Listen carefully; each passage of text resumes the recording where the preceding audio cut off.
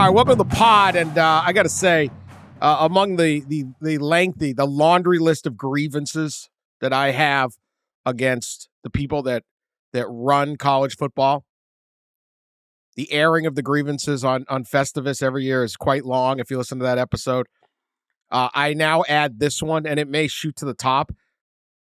They have introduced into parlance, into everyday conversation, at least for me, the term 3-3-2-2-1. N3, or is it then N1-1-1 plus 3? I hate you all. I hate you all. This could be the greatest college football playoff plan of all time. The greatest plan. Foolproof, just sterling. It is not, but it could be. And I would still hate you for this. I'm talking to someone the other day, and we're using 3-3-2-2-1 in everyday conversation in the United States of America in 2024. I'm ashamed. You're ashamed, but are you surprised? Really? If college sports can find a way to make something overly complex, they do it. You can simplify it by saying, I've simplified it by saying 11 plus 3. 11 AQs plus 3 at 11, large. Yeah, but that doesn't really spell out things as well as 3, 3, 2, 2, 1, 1 plus 3, 4, 9, 7, 12. Yeah. I've simplified it by calling it Power 2 robbery. That could be it. I mean, they're always using an acronyms like the military, and you gotta catch up on that. So they're like, oh, the GAR. What? The what? I don't know. That probably is something too. What do you think of the 3-3-2-2-1? Shoot me. Shoot me. I hate you all. Who is this? Isn't that like a soccer formation? Is this, who did this? Is this Dear Leader? Dear Leader, you're going to get overthrown. Even Kim Jong-un can only push so far. Do not make me say 3-3-2-2-1. Come up with a name. Ross, you're all over this. Describe this new playoff plan to replace the new playoff plan. Yeah.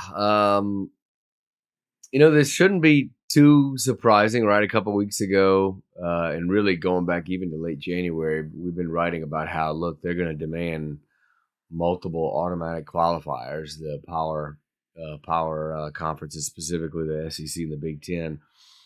And lo and behold, that's exactly what's happened. They zeroed in on this specific model that would give SEC Big Ten 3 automatic qualifiers each, ACC Big 12 2, and then the best Group of 5 team would get 1, and then you have 3 at large. So it's a 14-team model that they discussed in the big meeting about a week and a half ago in Dallas. I think that it's a compromise model from the original plan, which Kirk Schulz told me, I think we talked about it on the pod the day after I had that interview with him, was the SEC and Big Ten asking for 4 automatic qualifiers. And if you do 4-4-2-2-1, then you're left with 1 at large. So that model was kind of roundly rejected, I think, in the room. And this is the one that they came out with further examination and exploration with. And I think this week there's some series of meetings where that will happen. They'll just keep working on trying to come to terms with things. And of course, there's the big story we wrote in addition to this on Thursday, which was the SEC Big Ten not just has 3 automatic qualifiers, but they want the 2 first-round buys would be exclusive to their champions. So nobody else would have an opportunity to get those buys. And that is something that I think many in the room really had pushed back on. And that's something that continues to be a topic of conversation, I think. It's repulsive. It's obnoxious. It's incredibly greedy. And I don't want to hear any more from those people with the Big Ten and SEC talking at all ever about the good of the sport, the good of college sports, what's best, because they don't care at all. And this is the latest, greatest proof of it. I mean, this is nothing but a naked power grab. And to position this as a compromise. Oh, well, we asked for 4, but we'll settle for 3. This is like a bully gets on the bus with the other kids and says, I'm taking your lunch money every day of the week. And then comes back and says, you know what? Let's make a deal. I'll only take it from you 3 days a week. 2 days a week, you can buy your own lunch, but 3 days a week, you're giving me your lunch money. That's the compromise here. It's not a compromise. It's a steamrolling. And yes, you can make an argument that in the face of naked aggression, the Big 12 and the ACC would be better off taking the deal, so to speak, and go 3-3-2-2-1. But beyond that, to acquiesce to a situation where the Big Ten and SEC would get the automatic buys every year without proving it on the field is just it's the most egregious thing I've ever heard of. It's incredible to me. But again, not all that surprising. Yeah, some of these negotiations are just throwing stuff out there. This whole plan. Look, I am the playoff supporter. Who else would write a book advocating a playoff when there was no chance they'd ever come up with a playoff, let alone do a second edition, because you guys all loved it so much. I am all playoff. You're wearing me out. Like, you're potentially losing me with this playoff plan. I understand the concept. They don't like the committee, and they're scared of the committee being too into win-loss records and strength of schedule. And so they want guarantee that if you finish third, you're in the Big Ten and the SEC. But you're going to get that spot anyway. I find most of this to be completely unnecessary. They're trying to create second-tier excitement in their race. I think that second-tier excitement in the race will be there even with a committee. I don't fear the committee as much. Overall, the 12-14, all it does is it waters down the regular season a little bit. I think unnecessarily. I'd really like to see the 12-team play out. It's not a total disaster or all that. The guaranteeing of the Big Ten and the SEC, the 1-2 seeds, the buys, it's totally ridiculous. It runs in the face of all of college athletics, let alone American sport. And I know, the Champions League in Europe, the 4 teams from this league. I don't give a whatever. That's they don't even have a playoff in those sports. They just play. They play like the Premier League doesn't even have a playoff. I don't care about the Champions League. This is college football. You'll get automatic bye. Mike Gundy, a playoff format that guarantees. And I mean, who's smarter than Mike Gundy? Who? One of our deep thinkers. He stands out on the prairie, lets the wind blow through that mullet, and deep thoughts hit Mike Gundy. A playoff format that guarantees a first-round bye to any team, division, or conference before the start of the season is unheard of in any sport as far as I'm aware. Based on the premise proposed, a team could be undefeated and ranked number 1 in the country and still not receive a first-round bye because teams were rewarded one before the season even began. Absolutely correct. Thank you, Mike Gundy. Florida State goes 13-0, and you're not 1-2 because whatever. Here's Sonny Dykes, TCU. Automatic first-round buys for the Big Ten and SEC is like the NFL saying the Cowboys get a first-round bye since they have more fans than the Bengals. How preposterous is that? It's completely preposterous. It's so preposterous the NFL hasn't even thought it up yet. Jerry Jones is going to some spring meeting with that in mind, though. The NFL's like, wait, we can do this? Yeah. Cowboys, Patriots, Super Bowl every year. Let's just seed them right in. Are you kidding me? The NFL's like, man, if only if we could just get New England to leave the AFC East and jump into the NFC. I mean, what are we doing? That part of this proposal can't be real. Truly, I was shocked to hear that. Ross, is it real?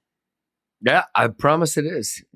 But I had people tell me it was real too. I did. I honest to God, when that came out, I texted I don't know, 10 people immediately in college sports. Like, they cannot be serious. And the replies kept coming in. Oh, yeah, they're serious. They're serious. Well, I think this is a case of, well, obviously it's a case of greed, right? Like we've been discussing. But it's a case of that these two conferences have gotten swelled to the point of gotten so big and have all these valuable teams and have all the money, or a lot of the money, most of the money, that they've taken it upon themselves to basically say, push around everyone to the point of somewhat absurdity, like this buy thing probably is. And to the point where if the others say no, then the two leave.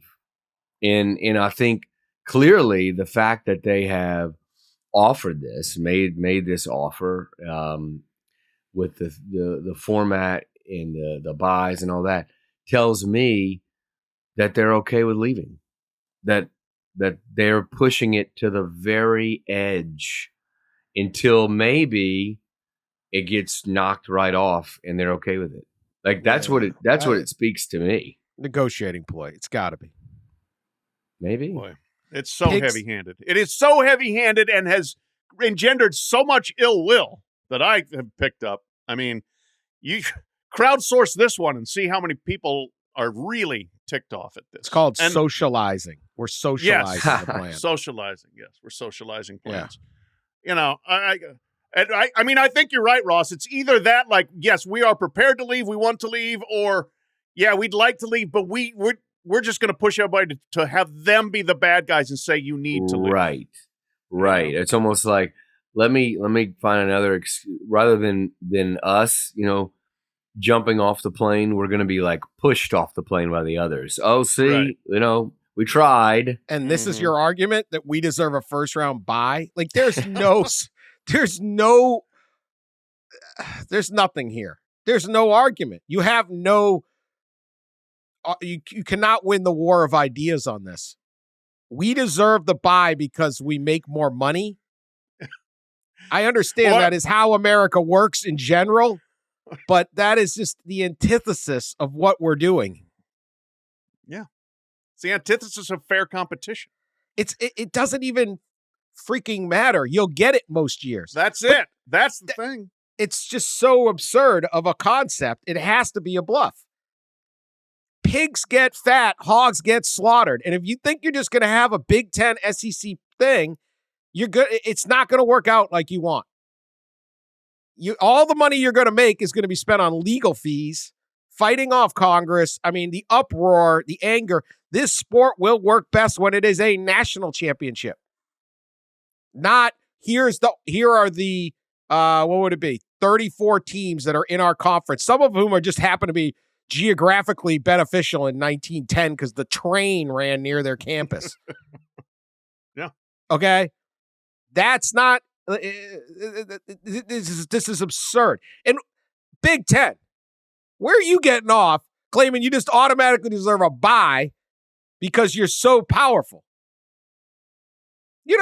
You've won 2 titles in 20 years. Yeah. Yeah. Okay. 2 titles in 20 years. I guess you can count USC's 2004. And a half of one in 03. That would be past 20 years, I guess. But whatever. USC won it 20 years ago. Won a title. They ain't close to what they were then. And the NCAA says it didn't exist. I recall it happening, but I don't know. And you got 1 Ohio State title and you got a Michigan title, and that's it. The ACC has 3. Clemson's got 2 all by itself. Well, that's who should be the most angry, right? Because the ACC probably would have got I think if you did the math for the last 10 years, I think only once did the SEC not get one of the top 2 spots, which was last year, which would have been last year maybe. But then again, it could, I guess, Texas, if you'd penciled in Texas. But anyway, but if you go back the last 10 years, SEC pretty much gets one of the top 2 each year. Big Ten and ACC kind of split them, basically, right down the middle. It's something like 60-40 or 50-50, somewhere in there. And I don't think Big 12 ever got one. I don't think they would have gotten one of the top 2 seeds ever. But the ACC, and I know there's some administrators in the ACC, and certainly in the Big 12 too, but the ACC has even more of an argument, right, that this is fairly absurd because Clemson would have got it like 3 or 4 times. Florida State would have got it, I think, once, maybe twice or so. So that's the league that is probably pretty fired up, and I think they've let their commissioners let his feelings known with in front of the other commissioners. But what can you do, right? You could say no, in risk something really terrible maybe happening. I guess. I mean, honest to God, that's the nuclear option. Yeah. Big Ten and ACC leave the rest of college sports and go to that. I mean, I keep saying this. I can't imagine them actually doing it, and they keep doing things like this. So maybe I should get my head around. They keep pushing closer. They do. They do. It's pretty obvious. Yeah. The last year, man, like they've just. I always thought Sankey was always pushing and talking about the best for the whole sport.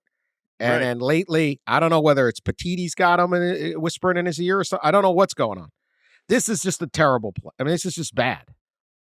The 14-team playoff, I prefer the 12. I'm not going to sit there and say, oh, my God, we're all dead because there's 3 at-large bids, which is totally unnecessary because you're going to get like 5 teams in. But whatever. Like, it's not that big of a deal. This is just a ridiculous idea. This is like, how many beers into the night were you when you came up with this one? Maybe 3, 2, 2, 1, 1 beers. Plus 3 beers. 14 beers, Dan. Where's our Canadian guy? 5 beers. Yeah. 11 plus 3. 11 beers plus 3 shots. 3 shots. The government of Canada is going to have 2 drinks a week. Instead, the Big Ten SEC Summit is just a drunk fest. To go back to Dan's point about the 12, I like the 12 too. And we haven't even kicked off the 12 yet. I know. The 12's going to be great, and we're already screwing it up. And it goes to everything with this sport. There's nobody advocating for anything. They just float this thing out there, and then they try like a whisper campaign to explain it to you. Yeah, right. And like everybody in college football fans, the college football world should be so excited right now. Should be so excited. We have a new playoff. This is going to be wild. Who the hell knows what's going to happen? We got on-campus playoff games. We got more access. It's great for the group of 5. It's great for all these teams. Everyone's got a chance. You got a chance. It's all you ask for in sports, right? You got a chance. And so here we go.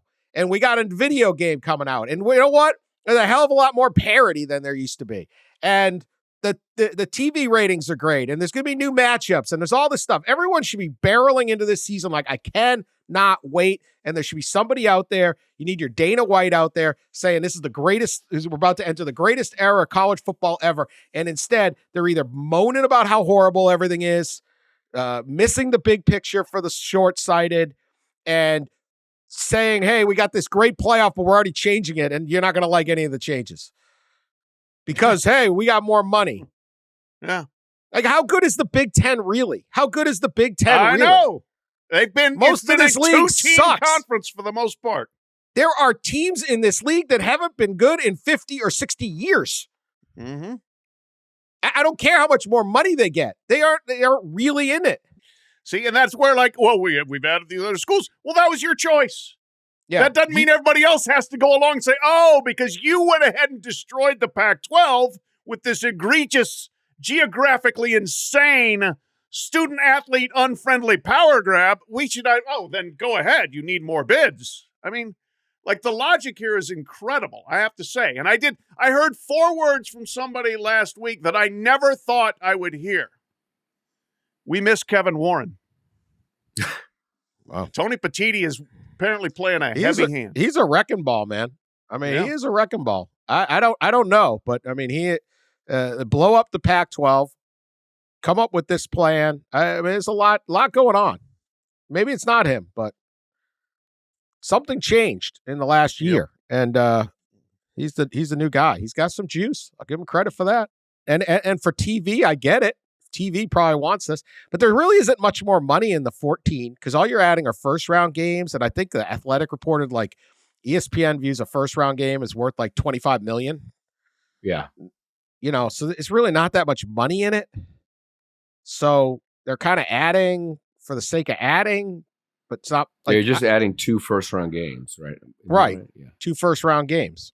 Yeah. It's about access. I think, it's about getting more of their teams in because they expanded, but that's their choice. Yeah. As Pat said, that was their choice to do that.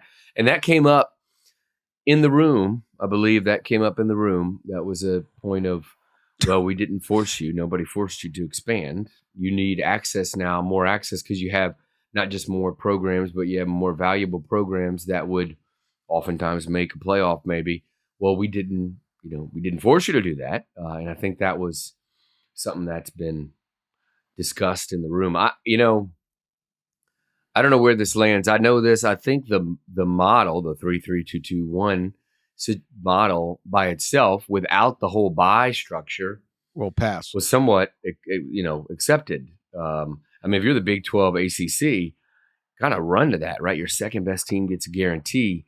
I think the Big 12, half of the last 10 years, your second best team wouldn't have been in the 12. Right. ACC, it's not as much, but there are 3 or 4 years where ACC team wasn't, the second best ACC team wasn't wouldn't have made the cut. So I think you run to that model, but it's the bye concept that is really gaining some pushback and creating some consternation. And then if you're the group of 5, right, you're just kind of like, we're just happy to get our spot, probably. Well, you got a spot, and that's what they deserve. Yeah. They get a spot. That's all they wanted, I think. Right. As long as they get their spot. Well, I would, go ahead, Pat. No, to your point, Ross, I do think, yes, the Big 12 without Oklahoma and Texas probably does feel like this is a deal we can't turn down. The ACC, probably some pushback. I think there's a bunch of group of 5 people that don't like it, and I've asked several people, like, can't you just simply outvote them? And the concern is, what if they just take their ball and leave? And so, and you can't that's something that probably should be cleared up in a way, is that all this talk is for the playoff, that starts in 2026 after the contract ends. So it would be part of an entirely new contract, right? An entirely new voting structure, revenue sharing model. It'd be all new. So in a way, there's no voting, right? Like, there is, but there isn't, because there's really not a structure. Yeah, there's not a plan. So the thought was that you'd have to have the majority of major conferences, like the majority of them. So 3 of the 4, I guess, or if you count Notre Dame, 3 of the 5, whatever. You have to have at least 3 in order to kind of approve a plan moving forward. So that's kind of like the thought of the vote, but there's no structure beyond 25. It's amazing and maybe kind of predictable that it's March of 2024. So we have 21 months left of a contract, and we don't know what the hell we're doing after 25. In 21 months, we don't know what the hell we're doing. And now part of that, right, the SEC certainly going to say that part of that is the alliance's fault, dragging it out a year and a half. They're probably not wrong on that necessarily, but it has been a damn show for 3 effing years. This damn CFP, the committee, the presidents have had to get involved multiple times. Now they want to be involved more. I think about it as I keep talking about it, and we keep going round and round about like the format and stuff.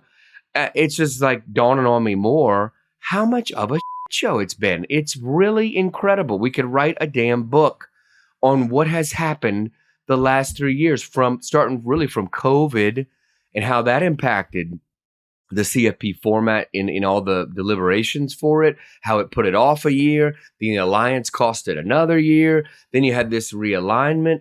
It's just laughable almost. It is. And that's, this is what college athletics does to itself on a routine basis. They tie themselves in counterproductive knots because there's just no consensus and there's nobody to force consensus. I would say two things here. One, the idea they could just leave the NCAA and create their own football playoff. They could, but you will lose a lot. You will lose a great deal. There will be unbelievable resentment. And that's why I think this is a bluff. The other leagues can cause significant problems for you in all the other sports. Oh, yeah. How's your baseball? The baseball championship then is just the SEC tournament. Mm-hmm. And a couple Big Ten teams, they're not going to be able to compete, right? You're out of March Madness. You're out of all these. Like, there's a lot of sports where they you're in different leagues and things like that. You don't just walk out unscathed and go, oh, we're good with it. We'll just do this. And our March Madness will take over that March Madness. Or no one will watch yet. No, there's fans of these teams. And there's people who are just going to be disgusted with the idea that you just bailed. So it's a bluff. Well, politically, right? Politically, it'll be a nightmare. Man.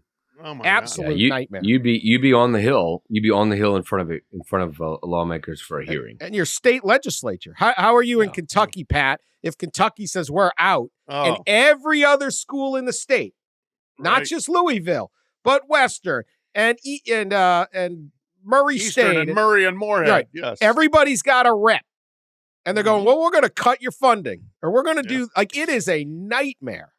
Wait, why are you doing this? Because you guys want to guarantee a seed? And then try it in a place like, okay, maybe you could make that work in Alabama or something like that. Try it in like Indiana or Illinois when they're like, you're never going to be the 1 seed. Right.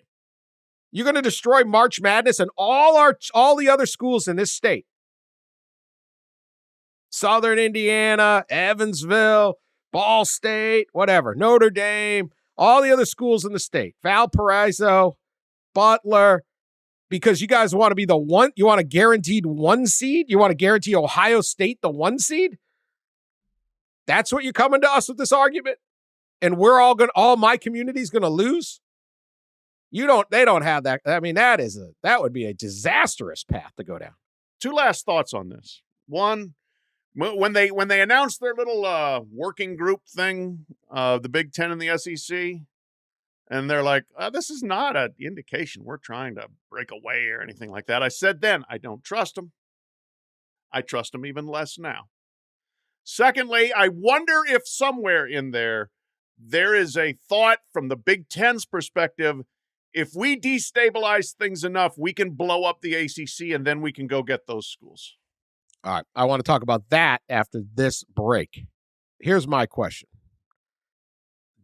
Would a plan with a guaranteed, you can't be the 1 or 2 seed, be more reason for Clemson, but the ACC gets 2 automatic bids, but you can never be the 1 or 2 seed if they could even pull this off? Would that be better was that more enticing for Florida State and Clemson to get the heck out of the ACC, or less? The number one problem the ACC has right now is stability. Florida State is trying every means except taking up arms so far to get out of the ACC. But if you're sitting there saying, guys, all you got to do is finish in the top 2 of this league.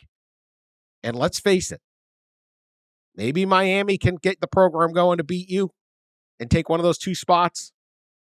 Maybe North Carolina. Maybe. How are you not getting top 2 if you're doing your business? You have a clear path into this thing. You and Clemson have clear paths. There's very little competition to knock Florida State or Clemson out of that top 2. Not going to be every year, but if you're good, if you're not good, you sure as hell ain't making it in the SEC. Or do you want to go to the SEC where they only have 3 spots, but they've got 8 programs that are as good or better than you? I understand there's other things. There's other revenue. There's other prestige and all that. But if I've got an almost automatic bid into the NCAA football tournament every single year, like Clemson and Florida State do you leave? What do you think, Pat? No, that's a great point. Is that in a way, this is handing a potential stability life raft to those programs. If they don't have a landing spot, and pretty sure the SEC isn't sitting there waiting for Florida State and Clemson. Don't know about the Big Ten for sure. But if you've got the potential for 2 automatic bids in a league that has 2.5 super consistent football programs, yeah, that would be pretty enticing. I think on principle, ACC people don't like it. They just don't like necessarily the idea of this league is guaranteed more than your league, because it is. But in reality and in practice, it does offer you a chance to get 2 of your teams in there, and it might be the kind of thing that they say, hey, this is a pretty good deal we've got here in the ACC. It's a good point. Yeah, my initial reaction was that this would incentivize the Clemsons, North Carolinas, Miamis to more incentivize them to leave. And I brought that up to one of the administrators in the ACC, and he said, well, if your goal is to a championship, which used to be the goal, the only goal it seemed, then this would probably be a better situation in the ACC, because the path with 2 automatics would be easier than the path with 3 automatics in those other leagues. So he brought that up. But again, the goal these days isn't necessarily to be a championship. The goal is make more money, with, I guess, the expressed intent to win a championship. But it I guess it depends on how you look at it, because I think some administrators in that league look at it as an easier path. I think some look at it as more of an incentive for them to leave. And I should say this, if this goes through and passes, you've got 2 leagues that have 1 more automatic spot in 2 leagues that have a guaranteed bye. So now we really do have the literal separation now of those leagues. It draws like a line. And we've had a line for a while between P5 and G5, mostly because it goes back to, the BCS bowls and all that, the tie-ins. Now you're going to have a line between P2, other 2, and the other 5. And it just puts more emphasis on that split and on that separation. And that's something I think a lot of people in the ACC are very uncomfortable with. So I would say I understand their discomfort, and they're right. But I think you're in the weeds too much if that's going to be your decision. The general public is going to say, did you make the playoff? Not, are you in the right place? The fans that are going to donate and make up that revenue gap, the fans that are going to go to a collective or eventually, right, help fund your salary, they're going to be excited, that are going to buy tickets and buy T-shirts, want to go to the playoff. And if you're going the playoff 4 out of every 5 years, and you're going 10-2 every year in the regular season, or 11-2, that generates an enormous amount of excitement. It creates all of the things you're looking for out of your football program on a campus: the sold-out stadium, the big games, the perception that this is a big-time thing for students to apply to, the whole thing. And you make the playoff, you have an easy access. That's better than going to the SEC and getting in a dogfight where some years you're going to go 4-8 or 6-6. You just are. Everybody's going to go that way. And can you get out of that? Do you have the institutional might to get out of that? Clemson and Florida State? I don't know. It's not Georgia. It's not Texas. They're really good programs, and they have a lot going for them. But some of these ones have more. And when you've gone through that wilderness, like everybody in the SEC kind of has at some point, yeah, it's tough. All you want to do is fight back. And so when you have this chance to sit there and say, man, we're going to win all the time, you need access to the playoff. And if you have access to the playoff and you are in that playoff, you can do anything. Gonzaga basketball is on the bubble this year for the first time in like a quarter century. They are in the West Coast Conference. I doubt even, I bet half the people on this pod, if not more, couldn't even name 3 teams in their league. When you sit down as an administrator, when you're in the weeds of I won't call it lawmaking, but legislation and all that, you might feel inferior. And yes, there'll be a little bit of that on the recruiting trail. But at the same time, you go, dude, we're in the league. You want to be Auburn or you want to be Florida State? Right? Do you want to be this or you want to be? Gonzaga gets lottery picks to go there. They get sellout crowds. They're on national. Why do we know Gonzaga but not all the other teams in the league? It's a Jesuit school in Spokane, Washington. Spokane or Spokane? How do you say it? Spokane. Spokane, Washington. You're good there. Everybody knows Gonzaga. Yep. It's not because they're in the Pac-12. It's because they get in the tournament every year and they were able to build off it. I understand the money, but the money you're going to make by having this massive team that's in a playoff every year and winning games and doing that will make up for some of that guaranteed revenue. And if you can get out of the weeds of that, I think you look at this and go, man, I'm not going anywhere. I'm Clemson and Florida State. I have a free ride practically. Unless Carolina somehow gets it together, which they've been threatening forever, but they never really do. And maybe Miami does. Maybe. But otherwise, I'm not worried about anybody. And if I'm Virginia or North Carolina, I don't know if I'm running to the big, North Carolina, right? They're the belle of the ball. Every league wants North Carolina. That's the one. If the SEC, if we're having a draft, the SEC and the Big Ten want North Carolina. Well, guess what? They don't want you because they think you're going to beat them. So if you're North Carolina, you're like, we got a fighting chance getting this playoff, like a decent amount of times. We got a chance. You got 0 chance in the SEC, and you probably got 0 chance in the Big Ten. So I think that if people think about this outside of the legislative world and take a broader view, this should be a stabilizer, not fully. It doesn't make up for revenue. There's other things, but it should be a positive for the ACC at the top. Yeah, I like the Gonzaga analogy, frankly. Access and then the ability to just build your own program. Those are there for them, and to win games and to get recruits. And that's, what, predictably, this is how these things are going to go, right? Is Ohio State is going to keep getting recruits from people, and other schools are going to, outside of the Big Ten, are going to lose their minds. If the ACC is losing, if there's some kid out of Charlotte that it's Clemson versus Ohio State, and Ohio State gets them because they got more NIL money. And then everybody's going to lose their mind and say, we got to get out of here. We got to get out of here. I think you stay the course, think it through, let things play out, and you're going to see that this system can still be advantageous to you.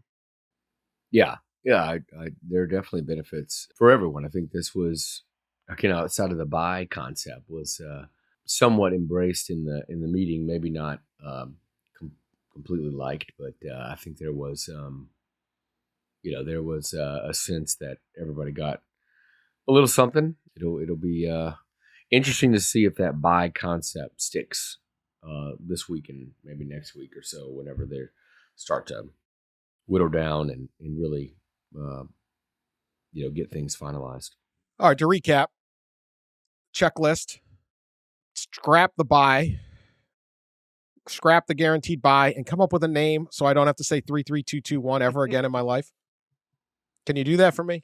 Mm-hmm. Can you do that for me? I just got the ACC to stick together.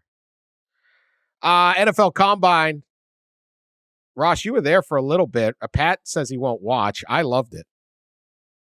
I looked up and watched a little bit of it while I was eating a fish sandwich the other day. All right. Watch some guys run 4.4s, 4.5s. So I didn't make 4.22. Yeah. Yeah, that was fast. I didn't see it, but Xavier Worthy, a 4.21, breaks the combine record of 4.22. A 4.21. It was very exciting. Got a 4.25, and it said, I'm running again. I'm going to break the record. They clock him at a 4.22, and then officially goes to 4.21. I love it, right? What is this? A little weight on the scale. It's a little WWE in the combine, right? And everyone gets excited. They get all the stuff. I love that because everyone kind of knows now that Xavier Worthy's run the fastest 40 in NFL combine history, and everyone's watching it. And this is the power of the NFL. Can either of you name who is the American record holder for the 100-yard dash in actual track? The 100 meters? 100 meter, whatever. Yeah, see, I don't even know the event. I've covered 10 Olympics. I don't even know the event. The 100. Is it Justin Gatlin? Or did he? No. I'm not even going to guess. Tyson Gay, 9.69. Oh, there we go. The NFL, like, because there's fast and then there's track fast. There's track speed, right? Like, yes. right? Yes. And that's fine. Tyson Gay doesn't have to catch footballs that get cracked like Xavier Worthy. But I love the combine is basically our Olympics. It's become our Olympics. Everyone's like, hey, Xavier Worthy broke the record. Like, what is this record? What? Is this a real thing? Did Goodell go, give him 4.21? Jeez, we're going to get such interact. The engagement on social media is insane. Hey, somebody broad jumped 11-1. Poor Tyson Gay is sitting at home going, dude, I would smoke this guy. Right. Get me to Indy. Anyway. Performance-enhancing drugs, notwithstanding with Tyson Gay, Justin Gatlin, and every other we don't know that. I don't know. The earth. No, Tyson Gay did a little time on the sideline. So, well, you know, these things happen. Yeah. Texas Tech's Tyler Owens in an interview said he doesn't believe in space. Flat earther. Great. I thought I used to believe in heliocentric thing where we used to revolve around the sun and stuff like that and stuff. But then I started seeing flat earth stuff and I was like, this is kind of interesting. They started bringing up valid points. So, I mean, I don't know. Could be real, couldn't be. Now, that caused him to drop on draft boards, but then the next day he jumped 12 feet 2 inches, 10 inches longer broad jump than anyone at the combine, second longest in history behind Byron Jones of UConn from 2015, and now he's back. I mean, who cares? I don't know what the broad jump does for you. I've never seen anyone broad jump in a football game. How did Byron Jones's career turn out? I'm not sure. That's probably tell you all. Yeah. I like we revolve around the sun and stuff. Would this heliocentric dropping that on everybody's nice? But, so it's like you're like this guy's not that smart. And then you're like, I'm like, what does heliocentric mean? I don't know. Illinois tight end Tip Ryman was asked if he believed birds are real. Okay, the combine questions have hit the level of Super Bowl questions. Like I remember, like, hey, Brock Purdy, you look like Lee Harvey Oswald. Thoughts? Yeah. By the way, Dan, I didn't even make it over to the stadium. Too hungover? No. Cocktail hours? What? Too much time at the noodle? Too much time at the slippery noodle? I didn't even go to the Cocktail noodle, lounge actually. at the St. Elmo's. That's where the big time. Yeah. There was too much news and too much the networking at the bars, restaurants. Didn't even get over to the stadium. But no, I'm like Pat. Part of the reason I didn't go over to the stadium because I don't care about 40 times or how much you weigh on a certain day or whatever, or if you think birds are real or you think space is real. It's all 12 feet, 2 inch broad jump is 4 yards. I mean, if it's 3rd and 4, you could have the guy just stand there. That's great. And just jump. Well, when nobody would hit him or anything. As long as you be like, hey, how about our guy just jumps? No one touches him. Let's take be like, all right, I'll give it a shot. He ain't gonna jump 12 feet. Oh my God. Like negotiate the play. I don't know. Illinois tight end Tip Ryman was asked if birds are real. Apparently someone was asking about birds are real. Ryman brought this up. Have you ever seen a baby pigeon?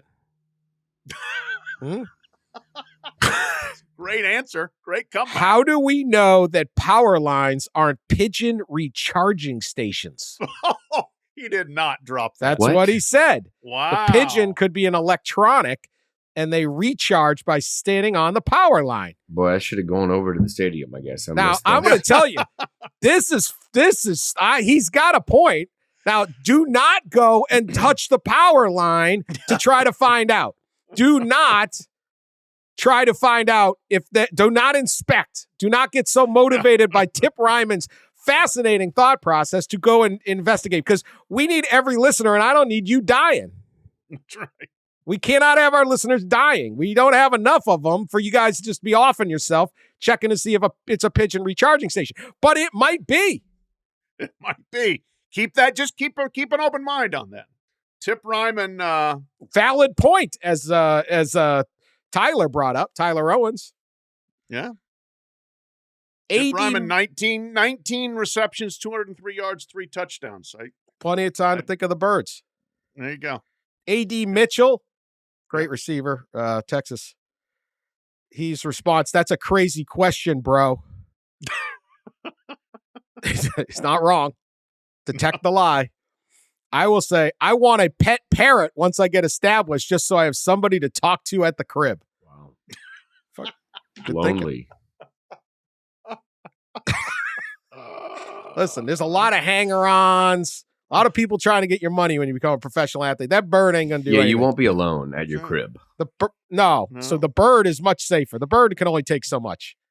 Got to buy the newspaper to line the cage or something. But other than that. What if the bird nags you? Fly away, up. little bird. It's like the bird from Dumb and Dumber 2, the pigeon. Oh, pigeon in there. Petey? Petey. Or Yeah, Petey Petey lost dies his in the head. second one. Taped it back on. Oh, was that in the first one when Petey died? Yeah. Okay. Petey The second died, one, there's more, but they give him meth. Dumb and Dumber 2. Dumb and Dumber 2 is I don't think I saw Dumb and Dumber 2. one of the all-time most underrated comedies. I will Really? die on this hill. Could be funnier than the first one. Everyone hates this at me. Stop. Everyone hates it but me. Everyone hates it but me. I have a theory. What happened was everyone went to see Dumb and Dumber 1, and they got high. They were in like high school or something, because I was when it came out in the theater, and they all got high and laughed a lot. And then they saw Dumb and Dumber 2. They were like 35, and they had like kids running around, and they weren't high, and so they didn't think it was as funny. That's my theory. Okay. Segue we weren't expecting. Yeah, I know. But you're you're telling us it's good. I think it's fantastic, and I will not hear any slander on Dumb and Dumber 2. It is absolutely fantastic. Bush Light and Dumb and Dumber 2. Give me a cold 6 of Bush Light, Dumb and Dumber 2. Man, Saturday night, baby. Let's go.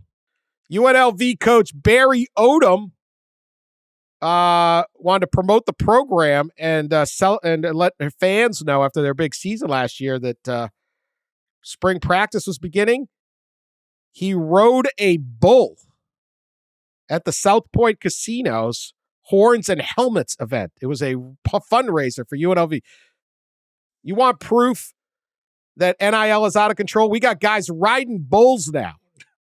He got on the bull Widowmaker for 2 seconds before getting thrown off. Odom said he was in control from the start. I tried to catch up, just couldn't get there. But he said it was a bad decision, probably, but he doesn't care. He's going to get ridiculed, but he's going to walk in that locker room the next day saying, I rode the bull for you guys. Fantastic. Barry Odom. I hope that resonates with the players. If I were players looking to say, why the hell did he do that? But I will say, like, Barry Odom's an in-shape dude. He was a former player. He's 47. I bet at 50, he's like, no, I ain't getting on no bull. But better to do it in your 40s than in your 50s. Spoken by somebody who's in their 50s. It looked like it didn't feel good when he got thrusted off. A good deal of whiplash there.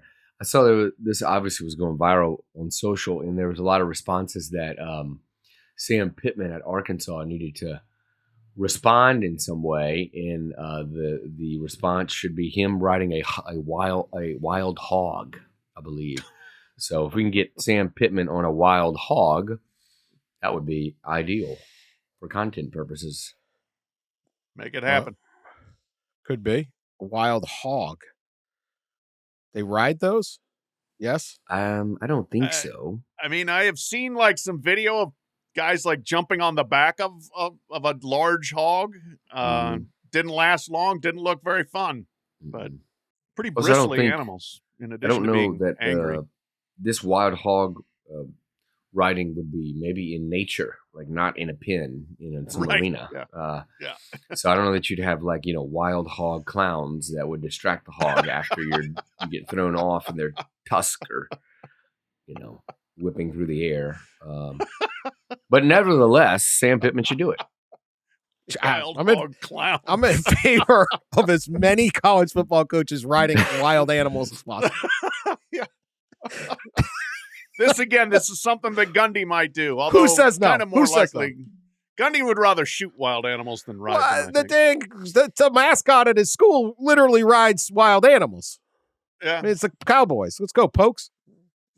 Speaking of wild animals, scientists in Russia discovered a female microscopic roundworm that has been stuck in the Siberian permafrost for 46,000 years. The permafrost is melting. This thing went in and froze for 46,000 years. It came out when it warmed. It got revived, and the worm started having babies. Oh, my God. Yeah. The worm had babies after 46,000 years. It did not require a mate. I guess worms could have babies without. So it wasn't like two worms got together 46,000 years ago. This pod has gone off the effing rails. We have brought up Dumb and Dumber 2 with Dan claiming it like the most underrated sequel in comedy history, which is so absurd. We've got wild hog riding, and now we're talking about worms 46,000 years old that are regenerating and having babies. How the hell can they tell you? How can they? I mean, this has got to be a joke. You just sit there and go, that worm's 46,000 years old. This is like a mid-May pod. It's awesome. These Russian scientists. What are you talking? You don't look a day over 45,000 years. What? Come on. This is like, how old a mother is this, though? I mean, she's got to be exhausted trying to take care of these kids. She's 46,000 years old. She's been napping. She napped. She had a 46,000 year nap. That's quite She should be fresh. That's true. She should be fresh and fresh as a daisy. I don't know. I don't believe this. I think there's some scientists, right? They got assigned to the Siberia. Nothing happens. I flew over Siberia once. There's nothing there. Like, what's your job? I'm a Siberian scientist. What do? We just see how cold it is, and then we go back inside. So they had to make this crap up to keep their funding. Like, Putin will poison your ass if you don't do something. So like, dude, we got to come up with, we found a worm. It's 46,000 years old, and it's pregnant. But what the hell? And it's pregnant. Oh, my God. I don't. All right. Final one. We could talk about how awesome. You want to talk about how awesome Roma Dunze was at the combine? I could do that. That's football, but I don't know. He was awesome. You can get that anywhere. He was awesome. Right. My man crush on Roma Dunze only got greater. No, he's fantastic. Yeah, he was in my Heisman 3. I know you voted for him. I thought about you this weekend, Ross, which is terrifying because I don't try to keep you out of my mind unless I absolutely have to. But and when you and Sean Anderson are out getting drunk in D.C. begging, we did. I saw Sean. We took him out on the town here in D.C. Took him out. You begging for Venmo from me to pay for you two to get drunk. Begging is a strong word. Actually, it was kind of a Big Ten pay up or else sort of negotiation. Yeah. I believe the comment was with a picture. The comment was, Venmo me for drinks, asshats. Oh, was that what I think that was it. For some reason I did it. I'm like weak. I'm like getting pushed around by.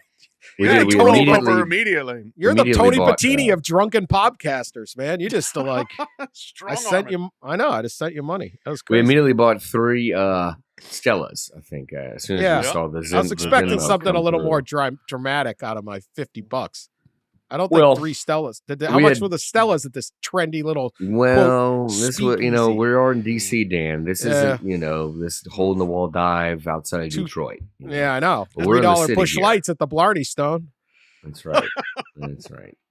Cocktails are you paying less than $18 for a cocktail, in the city? Well, I mean, you're not getting the good stuff, man. Really? 18? I don't drink the good stuff. Yeah. That's true. You do not. Well No. documented. We ended the night drinking. You'd be proud though. We ended the night drinking Miller High Life. Oh, it came Oh, around. there you go. Got to dial it down at the end, That's right. All right. Finally, this combines numerous things that we've been talking about lately. The Guinness Book of World Records and the Daily Mail, of course, coming up with this story. Retired prison guard from Wisconsin, or what? I don't know what that detail matters. But anyway, Don Gorski, 70. He topped his world record for the most Big Macs eaten in a lifetime. Oh, I remember that dude. Yeah. He's up to Yeah. 70. He's over 34,000 Big Macs in his life. He's had at least 2 Big Macs every day since 1972. No. Yeah, we did What? something on him. Oh, yeah, he's a pod favorite. He had Oh, yeah. 728 Big Macs. So this Daily Mail may be just wrong. They say chomping on another 728 patties in 2023, but there are 2 patties in a Big Mac. Come on, Daily Mail.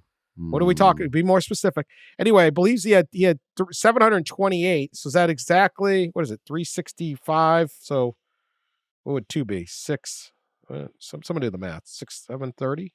That's about right. 730 divided by 2 is 365. So apparently he did not have 2 big. One day he only had 1. 2 days. Anyway, he How had. large is this fella? He's skinny. He's got an unbelievable haircut. He's from Fond du Lac, Wisconsin. Nearly every day. So this seems to be, but there he is. Oh, he's taking his 20th. Yeah, there's cameras, everything. I'm going to eat these for the rest of his life. Oh, he had a Big Mac in May 17th, 1972.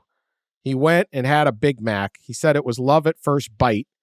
I'm going to probably eat these for the rest of my life, he thought to himself. And then he has held on to the receipt from his order, Good as well as the burger's container for all those years.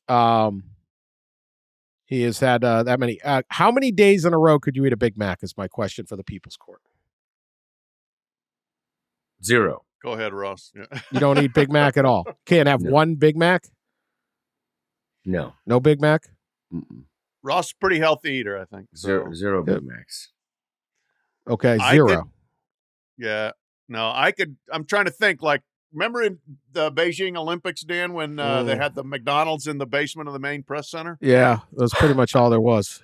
Yeah. And I think I probably went Big Mac almost every day there. And that was like 2-3 weeks, 19 days or something. 19 So straight. I think I could do 3 weeks. Yeah. Yeah, seems a lot. I couldn't do 2 a day, and I couldn't do much more. No. Or maybe a couple days in a row if it's like a challenge. 728 Big Macs in 1 year. Does not eat the fries. Just the 2. Oh. He just goes and gets 2 Big Macs. Well, See, very Cutting back. health-conscious move by him. Yeah. He says he could not have done this without the support of his loved ones, especially his wife Mary, who he proposed to in somebody a married this guy? Yeah, Mary. Mary married him. Mary Gorski. He proposed to her in the McDonald's parking lot. Please Yeah, stop. of course he did. W- Here's please stop. why Mary It- married what- him. Oh She my didn't God. have to cook. She's got 50 years without cooking dinner because Don's off eating Big Macs. It's a good point. Not a lot of shopping. I mean, if you're eating a Big Mac for lunch, I mean, you're not even doing breakfast, right? I mean, he's Yeah, gone You got to be 700 calories each, right? How much how many yeah. calories is in a Big Mac? Probably more than that. says roughly 550. Oh, okay. He's had Big Macs brought in from other countries, which he ate despite the lack of refrigeration. He says there's Oh my been God. 8 days in the last 50 years he has not had a beloved burger.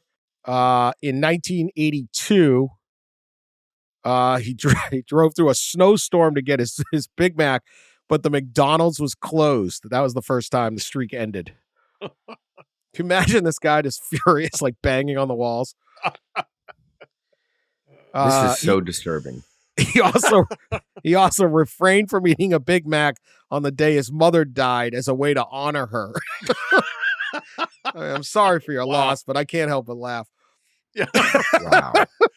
Love you, Mom, so much that I'm not going to eat a Big Mac today. Wow. His goal is to get to 40,000 lifetime.